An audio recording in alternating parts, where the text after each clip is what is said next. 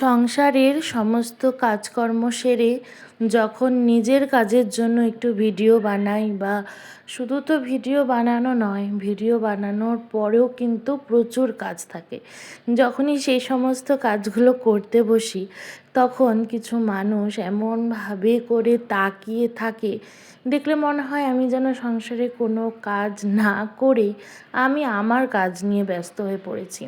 আসলে কি বলতো, সংসারটাও যেমন আমার, সেরকম আমি যে কাজটা করছি এই ফেসবুক প্ল্যাটফর্মে, সেই কাজটাও আমার। আমাকে দুটো দিকই সামাল দিতে হবে। তো সেজন্য আমি সবসময় কিন্তু আগে আমার সংসারের কাজকর্মকেই প্রায়োরিটি দিই, যে সেটা করার পরেই আমি আমার এই সমস্ত কাজকর্ম নিয়ে বসবো। কি বলতো, একটু যদি সাপোর্টিভ মানুষ পাওয়া যায় না, তাহলে অনেক কাজ করা যায়, সেটা সংসারেরই কি আর বাইরেরই কি। আজকে যারা বাইরে বেরিয়ে অফিস করছে বা কোনো জায়গাতে কাজ করছে, তাদের ফ্যামিলি মেম্বার যদি সাহায্য না করতো, তাহলে কি তারা বাইরে গিয়ে কখনোই স্বাধীনভাবে কাজ করতে পারতো? পারতো না। সেরকম আমাদের মতনও যারা এরকম ছোট ছোট ভিডিও বানাই আমরা বাড়িতে থেকে, তারাও যদি একটু সাপোর্ট পাই না, যে হ্যাঁ, তোমাকে দুটাই সামলাতে হবে, চলো না আমরা সবাই মিলে হেসে খেলে কাজ করি, এই যে কথাটা, এই কথাটা বলার না সবার মানে পাশে কেউ থাকে না, অনেকের পাশে কেউ থাকে না।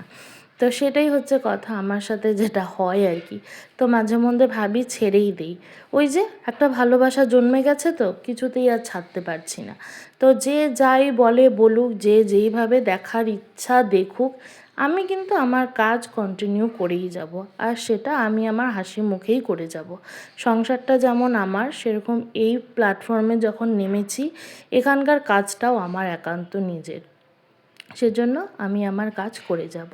তোমাদের মতামতটা জানিও, আমি যদি ভুল বলে থাকি সেটাও জানিও, আর আমি যদি ঠিক বলে থাকি সেটাও জানিও। চলো তাহলে আজ বিদায় নিচ্ছি, দেখা হবে আবার।